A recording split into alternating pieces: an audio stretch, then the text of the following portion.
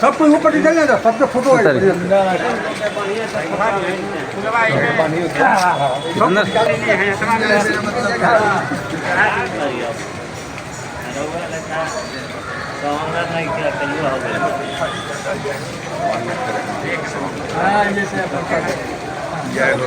खाली दादा के जयकार हो गई।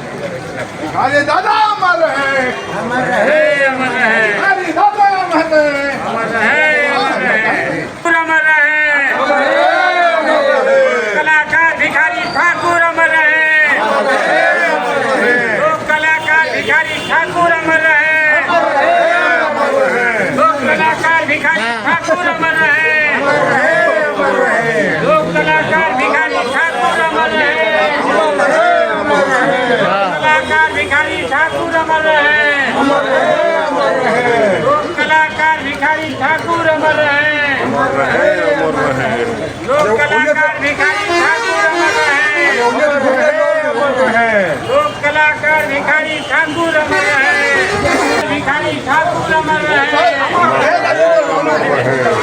कलाकार भिखारी ठाकुर अमर है।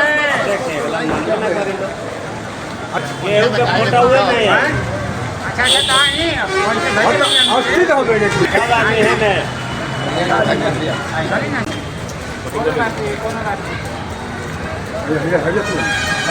सब लोग ने ताकि जब मुँह छिपावे मत एक दूसरे के फैले सब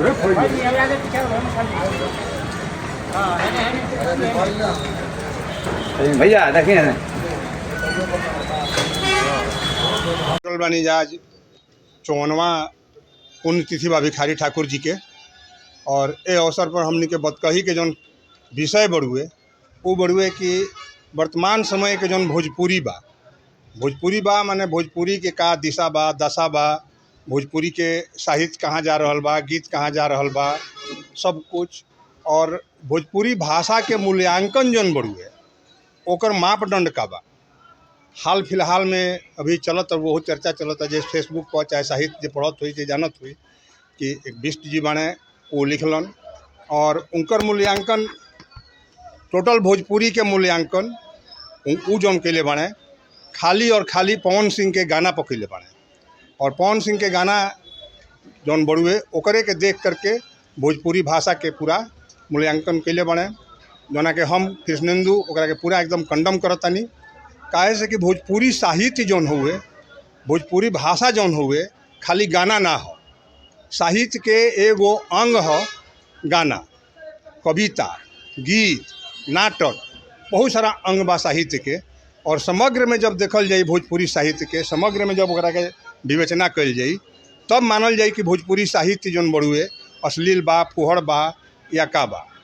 खाली एगो गाना के उठा करके एगो ओहू में से एगो गायक के जे भी लिखले बा, जे भी अभी चल रहा बा, अभी बहुत चर्चा में बा विषय, तो उनका शारदा सिन्हा जी नहीं दिखाई देत, उनका भरत शर्मा नहीं दिखाई देत, उनका चंदन तिवारी नहीं दिखाई देत, उनका मैथिली ठाकुर नहीं दिखाई देत, उनका खाली दिखाई देता रहे पवन सिंह, खेसारी और निरहुआ, चाहे जो भी।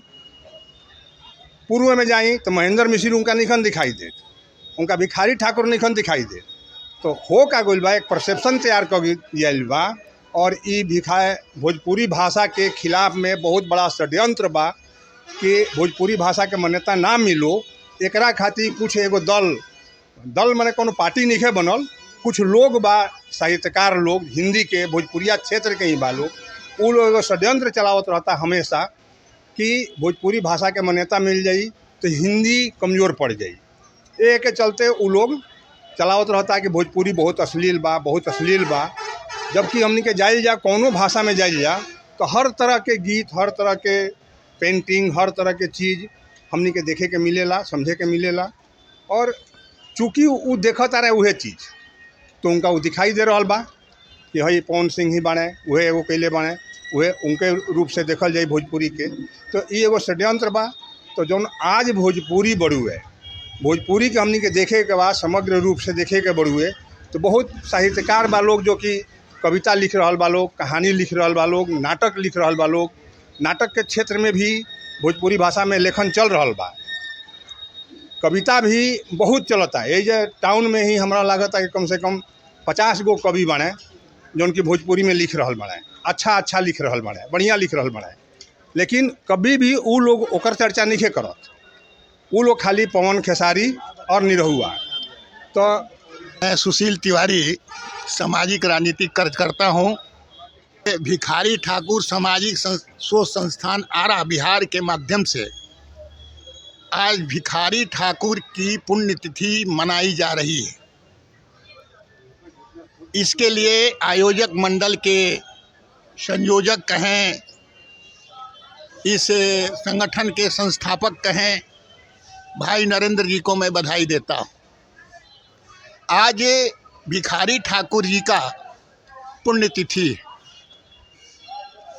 मैं कुछ बातें कहने जा रहा हूँ कि भिखारी ठाकुर जीवंत हैं, जीवंत रहेंगे।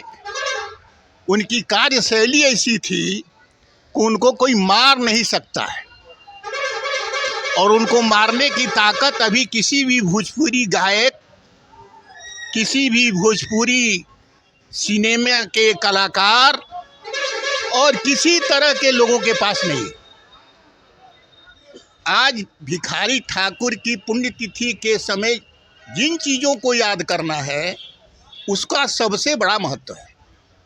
वो महत्व है कि भोजपुरी समाज जो कि देश और विदेश के स्तर पर चर्चित है, स्थापित है, कई देशों के राष्ट्रीय भाषा है जिसमें मॉरिशस है, और उस राष्ट्रीय भाषा के रूप में स्थापित भाषा को जिस ढंग से इस देश में अवहेलना की गई, इस देश में जिस ढंग से देम दर्जे पर रखकर उसकी बात की गई, आज यह चिंता का विषय है। आज अन्य जो राज्य के भाषाएं हैं, जैसे आप मैथिली की बात करते हैं, आज जिस ढंग से मैथिली भाषा की चर्चा पूरे राष्ट्र और विश्व स्तर पर होती है, क्या मैथिली भाषा भोजपुरी भाषा से ज़्यादा मजबूत है? नहीं।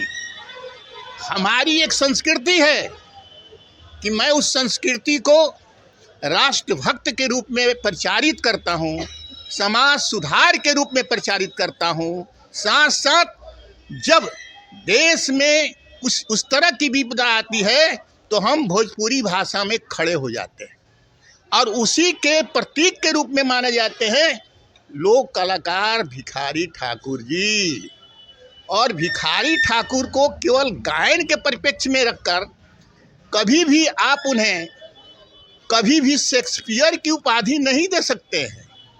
शेक्सपियर की उपाधि तभी मिलेगी जब वह व्यक्ति अपने व्यक्तित्व से समाज को बदलने का कहीं न कहीं कार्य करता रहा हो, किया हो, और आगे उस कार्यों से कहीं न कहीं दृष्टि समाज को मिलती हो।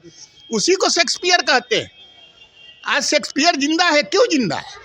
इसलिए कि उसकी वैचारिक पहलू आज भी जिंदा है।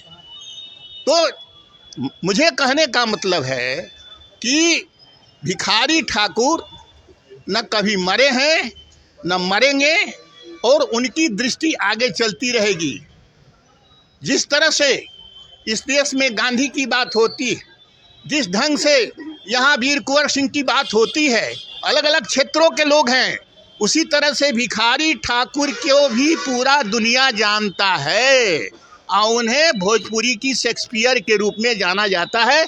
इतना ही कहकर मैं भिखारी ठाकुर के प्रति सच्ची श्रद्धांजलि अर्पित करता हूँ, और जो संघर्ष के बिगुल बजाने में प्रयत्न है नरेंद्र भाई, उनको मैं दाद देता हूँ कि वो शुरू से ही इस पर लगे हैं कि भोजपुरी की कैसे विकास हो। जिसका एक परिणाम भी आया, उस परिणाम का नतीजा है कि वीर कुंवर सिंह विश्वविद्यालय में भोजपुरी की जो पढ़ाई शुरू हुई, उसमें भी नरेंद्र भाई का बहुत बड़ा योगदान है। उन्होंने आगे बढ़कर भोजपुरी पढ़ाई के प्रति कहीं न कहीं दिशा देने का काम किया, और उसका परिणाम है कि आज वीर कुंवर विश्वविद्यालय में भी भोजपुरी विभाग की पढ़ाई होती है। इसमें भी योगदान है नरेंद्र भाई का। ये बहुत बड़ी चीज़ है, और इन्हीं चीज़ों की आज आवश्यकता है। इतना ही कहकर आगे संघर्ष की बेला की जो भी कहानी रची जाएगी, जो भी संघर्ष के जो कार्यक्रम होते रहेंगे, उनके प्रति मैं सहभागी रहूँगा और आगे संघर्ष के लिए तैयार रहूँगा। इतना ही कहकर पुनः भिखारी ठाकुर को श्रद्धांजलि अर्पित करता हूँ और अपनी बात समाप्त करता हूँ। आज सर्वप्रथम मैं महान विभूति भोजपुरी के बहुत बड़ा आध्यात्मिक और वैचारिक आंदोलन के प्रारूप भिखारी ठाकुर के प्रतिमा पर सर्वप्रथम मैं माल्यार्पण और श्रद्धा सुमन अर्पित करता हूँ। और आज के आयोजन में सर्वप्रथम मैं नरेंद्र सिंह को मैं आभार प्रकट करता हूँ कि उन्होंने जो भोजपुरी का शुरुआत किया, एक आंदोलन के रूप में किया, और वो आंदोलन इस पूरी शाहबाद का बिहार में आरा के भिखारी ठाकुर और शेक्सपियर भिखारी ठाकुर का नाम चर्चित है। दूसरी बात उनका विषय है नरेंद्र बाबू का कि भिखारी ठाकुर भोजपुरी जो ज्ञाता है उनकी दशा और दिशा पर विचार करना है। तो मैं सर्वप्रथम इस भारत देश का संस्कृति और सभ्यता का कोई अगर जान फूका है या रक्षा किया है, संरक्षक है, उस विचारवान महामानव का नाम है शेक्सपियर भिखारी ठाकुर। शेक्सपियर भी कहना हमारे लिए बहुत दर्द देता है कि मैं नाम इस शाहबाद के धरती पर भिखारी ठाकुर का नाम, उनका विचार एक दर्शन के रूप में रहा है। इससे मैं एक ही काम कहूँगा नरेंद्र बाबू से कि जितने आप आंदोलन किए हैं, जिसमें परिवर्तन किए हैं, और दशा दिशा करके लेकर के भोजपुरी की दशा और दिशा को लेकर के गांव चलें, अभियान लगाएं, भोजपुरी का आंदोलन हो, अश्लील गाना जो रहा आने वाला पीढ़ी हर टेम्पो ऊपर उस पर रोक लगे। इसलिए हमारी सबसे बड़ा आज की प्रासंगिकता भिखारी ठाकुर का यही होगा कि हम लोग गांव और गरीबों के बीच 90% जनता गांव में रहती है और वो जनता साक्षर है, और जितना उनका माने दर्द और पीड़ा भोजपुरी में देखने को मिलता है।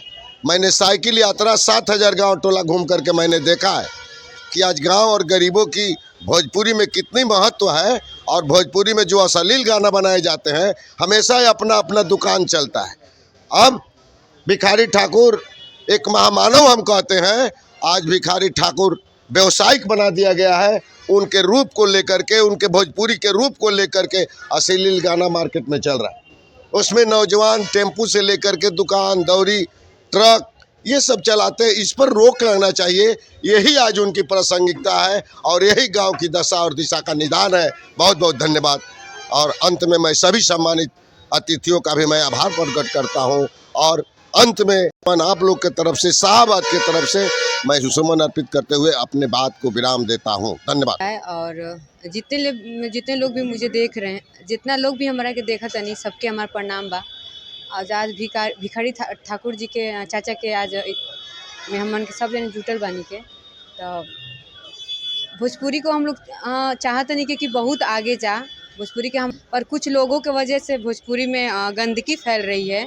तो मैं उस चीज़ के लिए हम लोग सारे लोग खिलाफ हैं। साफ़ सुथरा से हमन के चाहता नहीं कि भोजपुरी आगे बढ़े। काहे से भोजपुरी भाषा बहुत मीठा भाषा बा, देश विदेश हर जगह सब लोग सुनेला। तो यही से भोजपुरी के आप लोग बचाई और आगे बढ़ाई। हमन के सपोर्ट बा, हमन के साथ देवल जाई। और पहला नंबर, जितना लोग सुना था भोजपुरी वो बंद कर देवे सुनल भोजपुरी। ना लोग सुनी, ना गंदा गाना केहू सुनी, ना गंदा गाना सिंगर लोग आई। तो पहला हम जितना दर्शक लोग बा, पब्लिक बा, सबके हम ही रिक्वेस्ट करत तनी कि गाना सुनल बंद कर दी, अश्लील गाना। तो ये लोग गाइल बंद कर दी। जब हमन के सुनबे ना कही जाए तो ये लोग गाना कहाँ से गाई। तो पहला बंद करिए सब गाना सुनना, और भोजपुरी को बहुत आगे ले जाए के बा। काहे से भोजपुरी एगो जोन भाषा बा, देश विदेश हर जगह लोग सुनेला। तो इसको आगे बढ़ाइए आप लोग, और ढेर सारा सपोर्ट मेरा रहेगा। धन्यवाद। हमने के बीच बानी कवि आ साहित्यकार, बड़ी साहित्यकार जादव मिश्र जी, चाहते हैं कि 2 शब्द शॉर्ट में। प्रधान में आज हमने के सब आज भिखारी बाबा के पुण्यतिथि पर हमने के सब के जुटान भइल बा। सबसे पहले हम भिखारी बाबा के प्रति अपन विनम्र श्रद्धांजलि अर्पित करत बानी। विषय प्रवेश बहुत ही अच्छा ढंग से कृष्णेंदु जी के द्वारा कल गई है और भी जौन वक्ता बने अपन अपन बात के अच्छा से उठौला हन। अब प्रश्न ही बा कि भिखारी बाबा भिखारी ठाकुर जी के जौन साहित्य और संस्कृति रहे और आज के जौन परिप्रेक्ष्य बा, भोजपुरी के भूत वर्तमान भविष्य बा, ये विषय पर हम ये कहल चाहतनी कि भोजपुरी साहित्य में बहुत ही काम हो रहल बा। काम करे वाला ये मूर्धन्य साहित्यकार, कलाकार, संस्कृति कर्मी बने, रंग कर्मी बने, बिना कोनो भेदभाव के भोजपुरी साहित्य के समग्र विकास खातिर काम कर रहल बने। लेकिन जरूरत यह बात के बा कि हमनी के नज़र, हमनी के तीव्र दृष्टि, कलम के पारखी धार ओह जन जन तक पहुँची जा। हमनी के पहुँच आम जन के बीच में नहीं के होत। आम जन के बीच में ना होखे से उ कलाकार, साहित्यकार, संस्कृति कर्मी, रंग कर्मी उदास भी बने और उनका सामाजिक प्लेटफॉर्म भी नहीं के मिलत। अब रह गई दूसर बात कि भोजपुरी भाषा जब से अपन देश के स्वतंत्र भइल तो जौन हमार जननायक रहन उनका दिमाग में वो क्रांति रहे कि भाई तो शेरशाह आ बाबू वीर कुंवर सिंह के भूमि है, जयप्रकाश जी के भूमि है, डॉक्टर राजेंद्र प्रसाद जी के भूमि है। तो भोजपुरी भाषा के जौन 85-86 देश में सार्वभौम बा, एकरा के कैसे हम राजनीतिक हथकंडा से दबा दी। तो ई हथकंडा के भोजपुरी शिकार पंडित नेहरू के ज़माना से ही भइल बा। बहुत मुट्ठी भर जे भाषा बोलेला आजे बहुत ही शासन में जोंक के तरह चिपकल रहे, मैथिली, डोंगरी वाला और बहुत छोटा छोटा ओकर सबके वैधानिक मान्यता मिल गई। ऐसे मिल गई कि उन्हें से खतरा ना रहे, खतरा रहे भोजपुरी से। भोजपुरी से ऐसे खतरा रहे कि भोजपुरी उन लोग के मानल, उन लोग के दिल में रहे कि भाई भोजपुरी के जोना दिन हमनी के मान्यता दे देव जा, भोजपुरी आग नियन फैल जाई। तो उस सरकार जो शुरू से ही रहे भोजपुरी के दमन कैले बा, विकास के बाधक बनल बा। फिर भी वो घड़ी से लेकर आज तक के जो निकम्मी सरकार भी है ओकरा जाने के चाहे कि आज भोजपुरी के प्रभाव ऐसन बा कि जो वर्तमान प्रधानमंत्री बने भोजपुरिये के नाम पर डुगडुगी पीट रहा बा दक्षिण अफ्रीका के देश में। ओकरा विक्रमगंज में भी आई रहन। ओकरा जनभावना के यदि कदर करीतन तो कम से कम भोजपुरी के बारे में 2 शब्द बोलीतन। खाली वोट के राजनीति बा, भोजपुर भाषी के लोग मूर्ख बनावता। तो आज के परिप्रेक्ष्य में बाबा भिखारी याद कल जाता रहन, महेंद्र मिश्र जी याद करता रहन, कल जाता रहन और खूब याद कल जी हैं। अब रह गई जौन दोयम दर्जा के गीतकार, संगीतकार या अपना के लोग सुपरस्टार कहता, और निश्चित रूप से भोजपुरी से उनका कोनो प्रेम नहीं के, वो अपना के बाजारीकरण में ढाल रहल बने और भोजपुरी के नाम पर वो पैसा के उगाही कर रहल बने। उनका भोजपुरी से कोनो मतलब नहीं के, चाहे पवन सिंह होकर चाहे नेहा सिंह राठौर होकर, दोनों के चाल चरित्र एक ही बा। तो हम ये स्पष्ट कहब कि भोजपुरी के तबे विकास हुई जब हमनी के समग्र रूप से हमनी के एगो आवाज़ उठत रहे और कम से कम ये लोकसभा के चुनाव होके विधानसभा के चुनाव होके बुझाओ जे खड़ा होता ओकर बुझाओ कि भाई भोजपुरी में दम बा और की पारी हमनी के जे हमनी के भाषा के प्रति न्याय करी ओकरे प्रति हमनी के न्याय करल जाए। जब तक ई हमनी के बीच में जागरण ना हुई तब तक राजनीतिक चेतना ना जाएगी। अब बार बार भोजपुरी भाषा अब रोज बार बार भोजपुरी भाषा छलल जात रही है। बहुत बहुत धन्यवाद। देखिए, कहे के बाद बात मंच पर सब लोग आपस पर विचार रखा था, अच्छा बा, विचार रहे के चाहिए, लेकिन हमनी के संगठित नहीं होकर आ हमनी के भाषण खूब देता नहीं जा। अभी रवा सब के याद हो कि यही मंच से घोषणा भइल है भोजपुरी संयुक्त संघर्ष मोर्चा के, और 27 संगठन हमरा के सपोर्ट दिलस। अगर सुने भी आगे बढ़ी हमनी के एक लड़ाई लड़ल जाई। तो हम कहने कि लड़ाई अब हमनी के पक्ष विपक्ष नहीं लड़े के, हमनी के गोलबंद ज़्यादा होके के बा। तो ऐसा तो घोषणा भइल, लेकिन घोषणा भर रहा है, फिर कैसे हम ई करके जाके हो जाए जेपी प्रतिमा स्थल पर एक दिन धरना भइल। आज दुखद पहलू ही बा, वो धरना के बाद फिर कोई पूछे वाला नहीं के कि भोजपुरी के का होई। आ ओकरो से दुखद घटना ही भइल कि 2 संगठन जे हमनी के सपोर्ट कैले रहे वो अइजा आके कार्यक्रम कैले छपरा से, संगठन का हम नाम नहीं ले के चाहत नहीं, और फेसबुक पर छूट गई हो गई। ई बीच में भाषा विभाग दिल्ली में उस सदस्य के रूप में हिंदी में नामित हो गई। अब बताई का भोजपुरी के विकास होई आज के और ओकरा बाद कुछ दिन के बाद उनका झारखंड में होके जाता अपन संगठन बना के। उनका से बेसी हमारा संगठन बा भिखारी ठाकुर, जो कि इलाहाबाद में चल रहा, रांची में चल रहा, रांची में 2 कट्ठा जमीनों पल बा, अनरजिस्टर्ड संस्था। इतना हमने निकली बन जा, 70 साल स्मारका निकल ली जा, सब करी जा, लेकिन कैसे हुई भोजपुरी के विकास?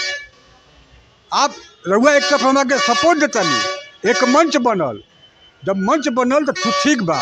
हम कहले रही कि संगठन कोई मरी ना, सब संगठन रही, लेकिन वो बैनर के नीचे, लेकिन कहा वो लोग मानल, अपन संगठन लेके चलल। हम राष्ट्रीय अध्यक्ष, हम केंद्रीय अध्यक्ष, तो चल भाई अपना मन सब लोग बना। हमने के तो बन जब बस स्टैंड वाला, तो हमने के तो रोडे पर रहे के बा, लेकिन हमने काम लौकता और वो लोग खाली फेसबुक पर छोड़ता लोग।